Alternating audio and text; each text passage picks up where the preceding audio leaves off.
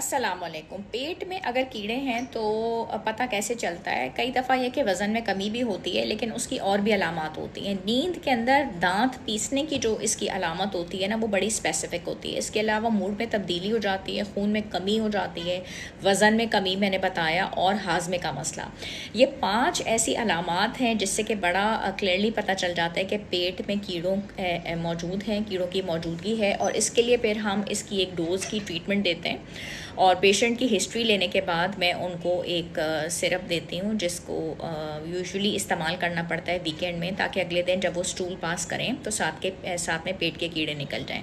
ये वाले पेशेंट्स जब मेरे पास आते हैं तो ज़्यादातर उनकी कंप्लेंट यही होती है वेट लॉस की, और वो वेट गेन का डाइट प्लान लेने मेरे पास आते हैं।